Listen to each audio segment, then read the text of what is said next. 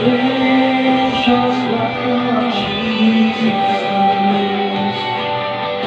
You stay the same, you never change.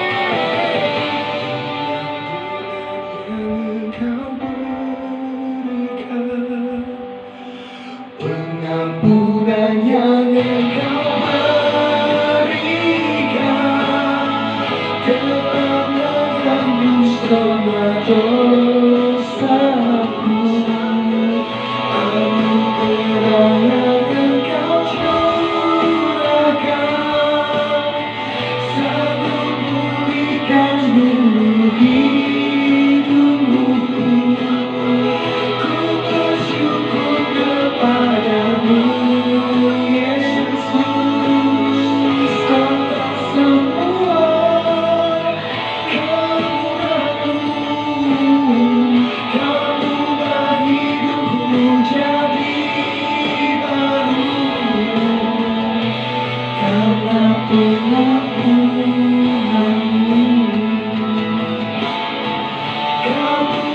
hidupku jadi baru karena pengampunan-Mu.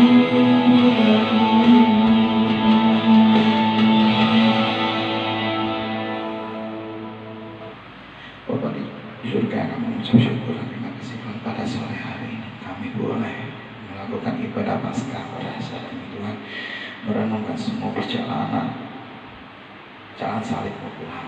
Kiranya Tuhan kami boleh terus mengerti kebaikan dalam hati-Mu Tuhan untuk setiap hari kami, dan kami haus dan rindu akan setiap kebenaran firman-Mu.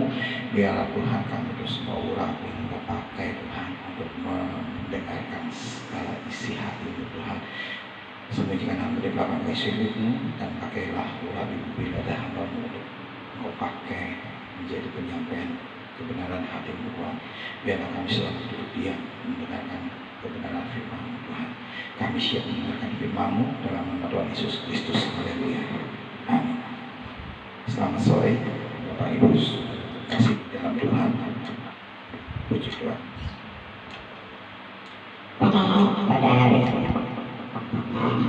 Pada hari ini kita boleh berada di tempat ini bukan karena kasih anugerah yang Tuhan berikan pada kita.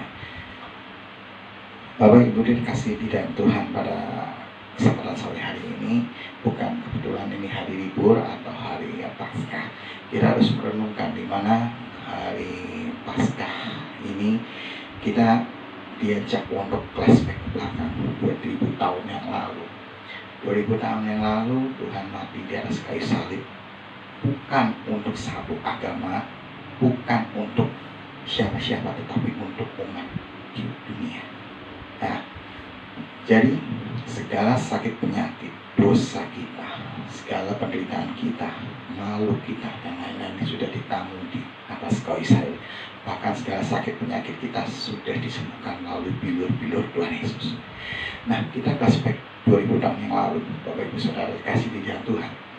Kita melihat waktu ini sebenarnya rencana Tuhan untuk umat di dunia, untuk umat di bumi ini, ya, bukan untuk yang lain, bukan untuk satu agama, bukan satu untuk agama, tetapi untuk umat di dunia. Bapak Ibu Saudara dikasih di dalam Tuhan, Tuhan punya rencana. Di perjanjian lama Tuhan telah mengirimkan beberapa nabi, yaitu Nabi Nuh, Nabi Musa, ya, banyak para nabi. Tetapi manusia itu bebal, itu nggak percaya dengan Tuhan. Ya, kejadian Nabi Nuh, adanya air bah, ya, mereka di sana ada yang pesta pora, mengawinkan, ya kan? Dan pada akhirnya masuk zaman Musa, ketika bangsa Israel ditawan di Mesir, bangsa Mesir. Begitu Tuhan memilih Musa dan Yakub keluar dari Mesir, 40 hari 40 malam mereka berjalan-jalan di atas di padang gurun. Yang mereka dapatkan apa? Adalah mengeluh, masih enak kita di bangsa Mesir, masih bisa makan enak. Mereka mintanya dijajah. Padahal bangsa Israel adalah bangsa pilihan Allah. Tetapi ketika itu terus bersyukur, Tuhan kirim apa? Kirim mana? Roti mana? Ya, burung mana? Karena mereka serakah. Mereka makan habuk. Keluar dari makanan, keluar dari hidup dan dari mulut ilahnya. Mereka kehausan. Musa juga ikut marah. Musa membenturkan tongkatnya ke atas kayu sampai keluar mata air. Tetapi ya, ketika Musa naik ke Gunung Sinai menerima 10 perintah Allah, yang terjadi apa? Bangsa Israel membuat apa? Lembu emas, memuja bukan Tuhan tapi memuja dewa. Dan saat itulah Musa marah. Dari situlah terjadi dualisme kepemimpinannya. Ikut Musa, siapa yang ikut Musa? Akhirnya jadi saling bunuh. Musa tidak masuk dalam tanah perjanjian. Nah, disitulah selama 3 tahun kemudian tidak terjadi mujizat apa-apa dan masuk perjanjian baru. Tuhan berjanji pada dirinya sendiri, ini nggak bisa seperti ini. Umat manusia, umatku, aku harus turun ke dunia menyerupai manusia. Nggak mungkin lah Tuhan datang dengan roh ya yang kentayangan seperti roh halus. Mereka bilang ada apa setan. Nah, disitulah Tuhan turun melalui perawan Maria dan lahirlah seorang bayi yang dinamakan Yesus. Sehingga perjalanan waktu Yesus mati di atas kayu salib ini adalah rencana Tuhan. Yesus lahir di kandang domba itu rencana Tuhan. Ya, bukan di rumah sakit. Yesus mati di atas kayu salib. Salib itu merupakan tanda penghinaan. Itu bagi orang pembunuh dan lain sebagainya. Sedangkan Yesus yang manusia yang tidak berdosa disalibkan. Akan tetapi dalam persidangan dihadapkan 2 pilihan. Raja itu bebaskan Yesus atau Barnabas. Salibkan Yesus atau bebaskan Barnabas. Nah, dari situ Bapak Ibu Saudara kasih di dalam Tuhan, dalam sepanjang perindahan Yesus dalam menaiki bukit Golgota, mati di atas kayu salib, sebetulnya itu Yesus dalam perjanjian baru itu 10 perintah Allah itu sudah digenapi, bukan ditiadakan. Nah, Bapak Ibu Saudara kasih di dalam Tuhan, ketika Yesus mulai tergantung di atas kayu salib dan saat meninggal, dia mengatakan sudah selesai, it's finished. Di situ terjadi apa? Gempa bumi dan tirai bait Allah terbelah jadi 2. Dan di situ sudah ada akses umat manusia terhadap Tuhan. Bapak Ibu Saudara dikasih di dalam Tuhan, di sini Yesus sudah memberikan jembatan untuk kita. Dari kita aksesnya untuk kepada Tuhan itu sangat mudah. Ya, nah, kita perlu tahu begitu besar kasih Allah akan dunia ini sehingga Tuhan menganugerahkan putranya yang tunggal untuk dunia ini, mati di atas kayu salib untuk menebus dosa-dosa kita. Dan di hari ketiga dia bangkit naik ke surga untuk menyediakan tempat untuk kita. Dan ketika sudah siap semua, Tuhan akan turun.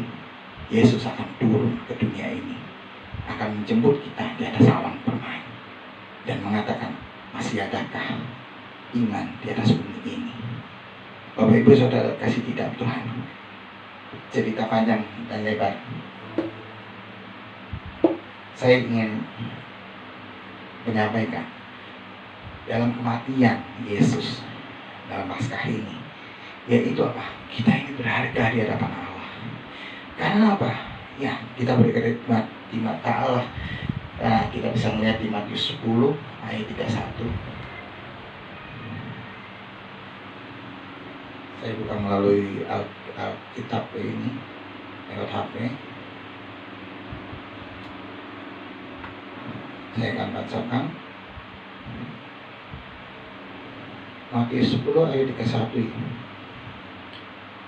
Sebab itulah jangan kamu takut karena kamu lebih berharga daripada banyak burung pipit. Ya. Banyak orang di era-era sekarang kelaparan, ya, bingung, ya. Firman Tuhan dikatakan apa?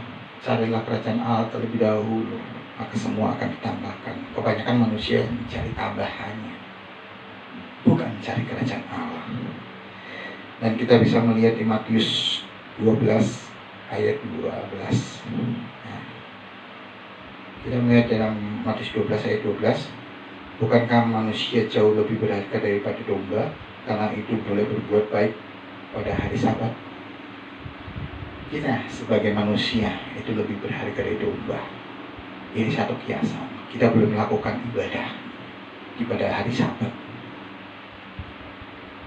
Domba pada saat itu hewan tidak boleh masuk dalam bait Allah.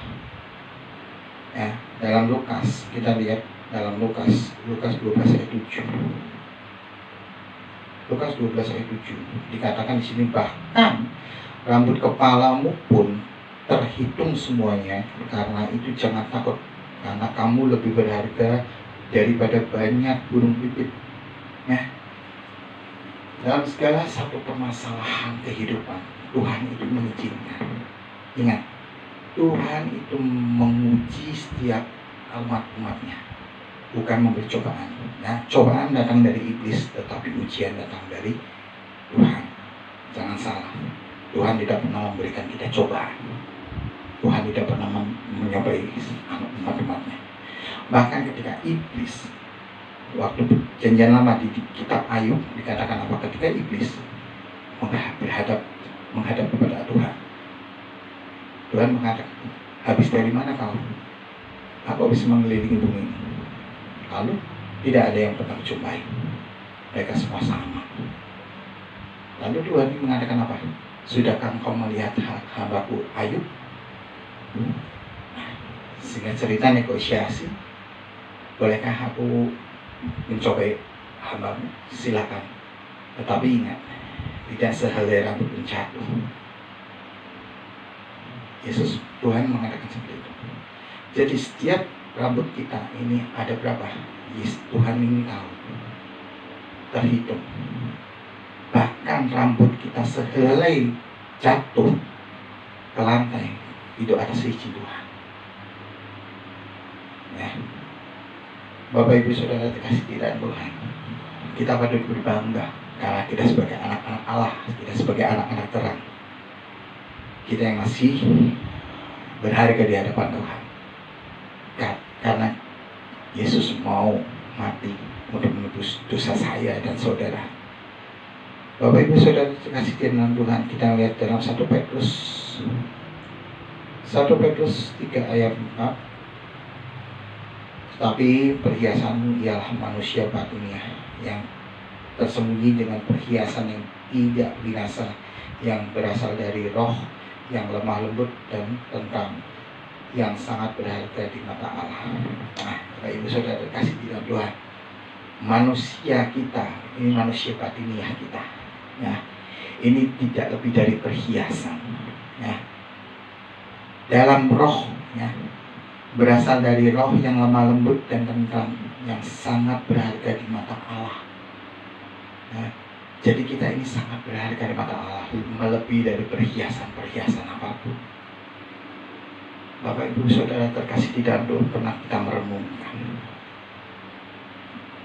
2000 tahun yang lalu kematian Yesus.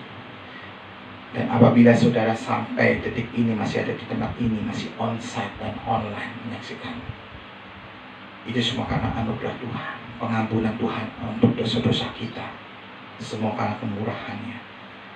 Begitu baik dan setianya Tuhan Yesus pada kita. Jangan beranggapan, oh Tuhan kan Yesus kan mati di 2000 tahun lalu, sekali ditebus dosanya, sekali merdeka ya merdeka. Nggak bisa. Jangan sampai kita menyia-nyiakan kematian Yesus di atas kayu salib di 2000 tahun yang lalu. Darah berapa mili atau berapa sisi yang Tuhan curahkan, jangan sampai bercurah sia-sia. Kita sudah ditebus, Tetapi kalau kita jatuh dalam dosa yang sama, kita adalah manusia yang paling bodoh. Sekali, dua kali, tiga kali masuk dosa yang sama. Loh kan sudah sekali ditebus tetap ditebus. Nggak bisa. Tuhan ada ininya. Tuhan nggak bisa toleransi dengan dosa. Dosa sekecil apapun itu tetap dosa. Ya, terutama kaum muda-mudi, jaga kesetiaan.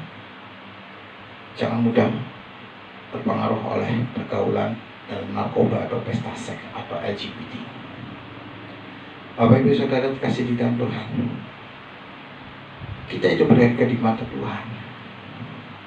Kematiannya yang sangat sempurna. Di hari ketiga dia bangkit. Dia naik ke atas ke surga. Dia menyiapkan tempat untuk kita. Tetapi nanti setelah Paskah kita akan memasuki 10 hari pencurahan Roh Kudus, di mana Yesus ketika sebelum naik ke surga, Yesus mengatakan apa? Aku akan mengutus seseorang untuk kita semua, yaitu apa?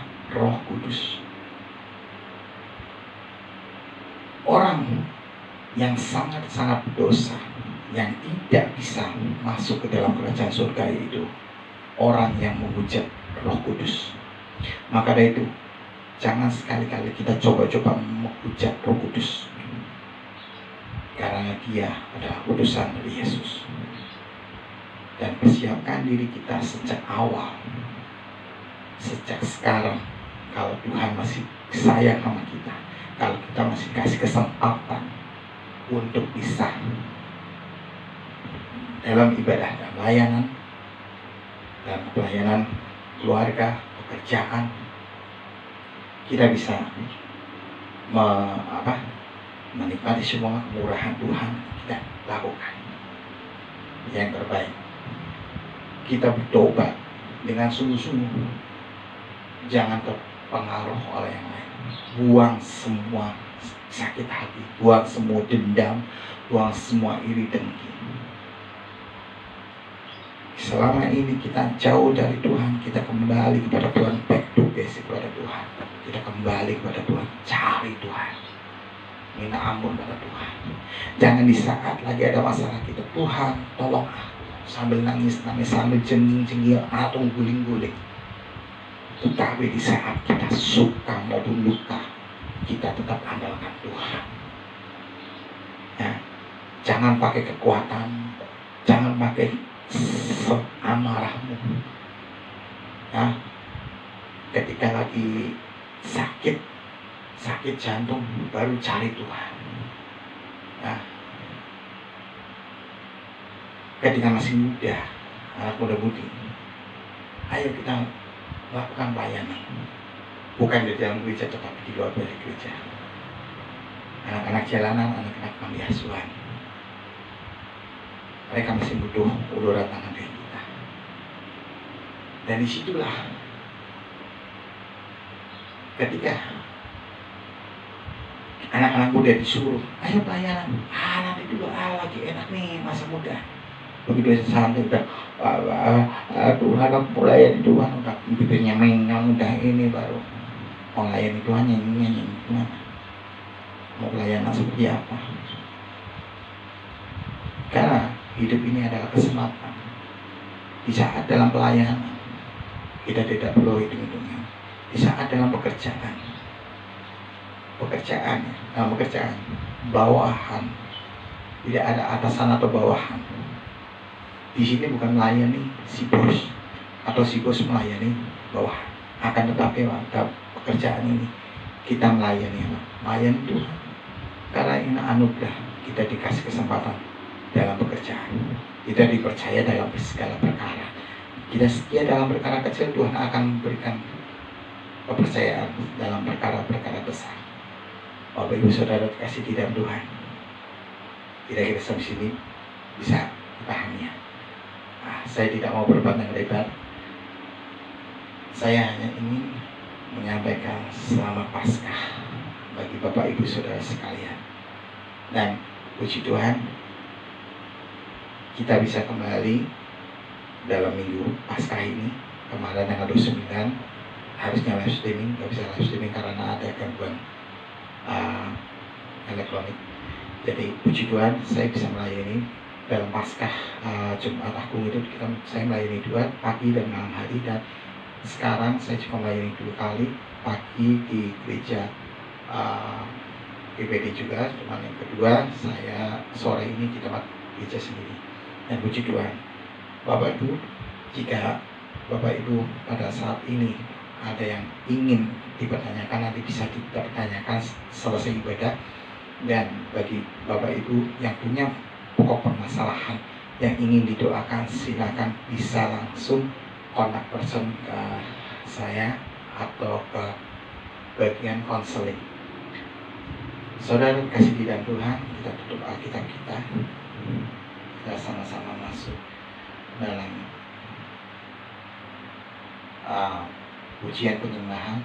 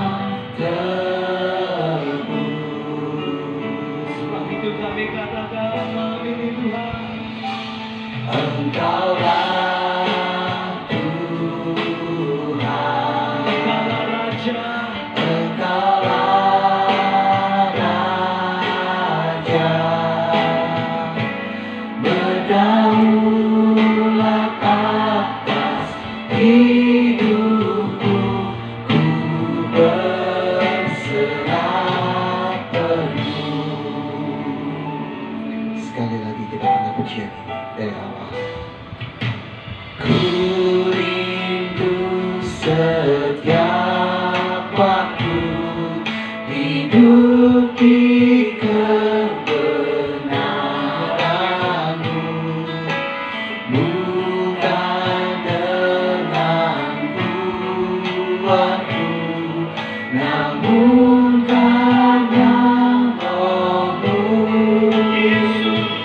Yesus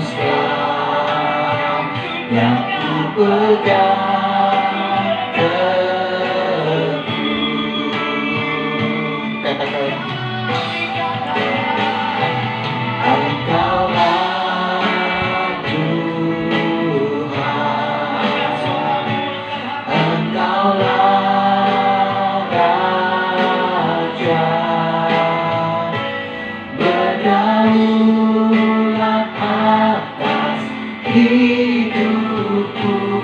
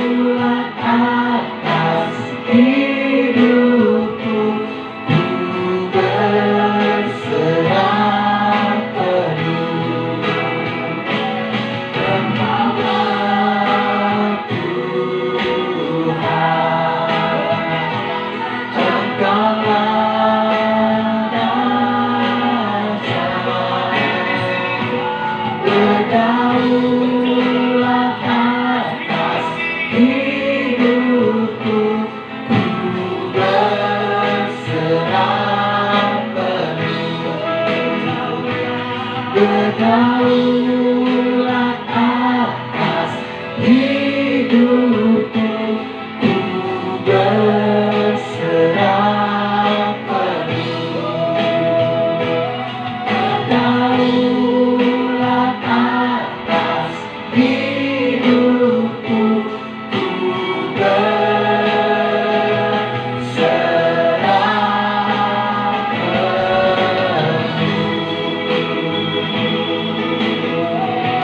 Terima kasih Tuhan, terima kasih Yesus. Puji dan puji.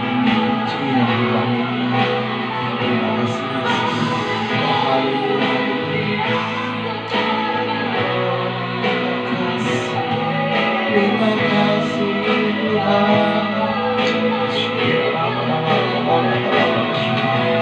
Yesus. Haleluya. Terima kasih Tuhan.